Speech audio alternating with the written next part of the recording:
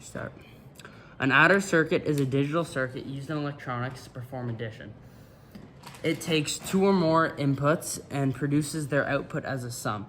This is a half adder. A half adder works by using logic gates to perform addition with two single bit numbers in binary and then producing their sum as an output, which can be as high as a 2-bit number. So there's two LEDs to show that output. So A or B could be either 0 or 1. We can see 0 plus 0 would equal 0, which would be represented as 0, 0. And then if one of them is 1, it should be 0, 1. And if they're both on, then the carry should show 1 and the sum should show 0. We can test this by pressing these buttons. 1, 1.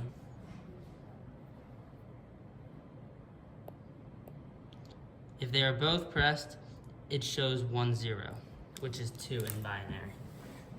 So this works by running inputs A and B through an XOR gate, and then the output is the representation of the sum, the LED on the right, and then the carry is the inputs A and B ran through an AND chip. This works because you can see that the only results on the truth table that would have a 1 for sum are if one or the other is pressed, and if they're both pressed, that's the only scenario in which the carry is 1. So then we use an XOR and an AND chip. This is the full adder. The full adder performs addition with 3 single-bit inputs and produces their output, which can be as high as 3, which is a 2-bit number in binary. So we can see there's 3 inputs, A, B, and C. If you refer to the circuit diagram, it's also A, B, and C. So A and B, this circuit essentially has A and B run through a half adder, except then you have the third input. So then A and B are inputs for an XOR gate, and then that output is used as an input with C for an XOR gate, and that represents the sum. So we can see the sum is 1 when only, and this ensures the sum is only 1 when an odd number of the buttons are pressed. And we can see that that would mean the only, out of 0, 1, 2, and 3 in binary, the only numbers that have the sum of 1 are 1 and 3, which is 1, 1. So running them through an XOR gate, running A and B through an XOR gate, and then again through an XOR gate with C ensures that. Then for the carry, you have the carry from A and B, the half adder is an input in an OR gate along with XOR and B or as one input and then C as the other input. And then those, as I said, are inputs for the OR gate. What this does, that ensures that if any two or all of the inputs are 1, that the carry is 1. So we can test this. Basically, if any of them show 1, it'll be 0, 1.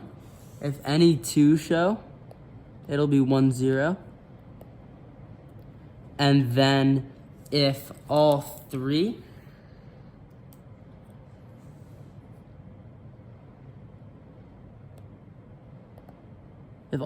are pressed, it'll show 1, 1, which is 3 in binary. This is the 2-bit adder prototype. It is a breadboard prototype of the 2-bit adder, which is an adder circuit using logic gates to perform addition. This time our inputs are 2 2-bit numbers, and the output now can be up to 3 bits. So if you look at our circuit diagram, it is essentially a half adder and a full adder. If you can see, this is all a half adder, and then there's a full adder right here. This works by, it runs the single digit inputs through a half adder, and that way our sum will be directly through an the sum will be the exact same as the sum of a full half adder between the two ones digits. So then that sum is straight our sum 0, which is our first digit output. However, then the AND gate is a carry, which now means it's going to be the sum of A0 and B0 is going to be a 2-digit number.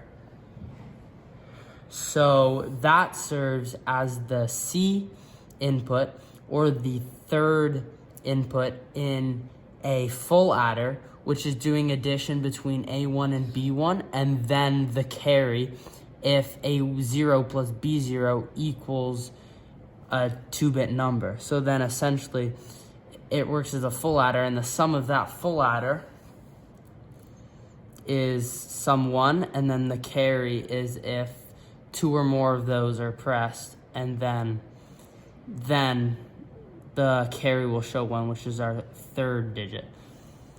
This is our 2-bit adder device, and this is basically the 2-bit adder on a PCB. It works by, so there's two LEDs, which you can check on for A and B, which are two 2-bit inputs. We can see if we input 1 our A, the LEDs will show 0, 1, so that shows what we're inputting, and then same for B, and it works. So then the output is shown down here, so we can see 1 plus 1 equals 0, 1, 0, which is 2.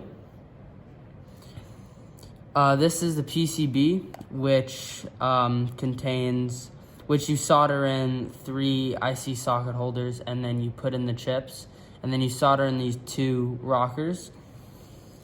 And then on the in the inside, there's a terminal which connects this to a power jack, which connects it directly to a 9-volt battery.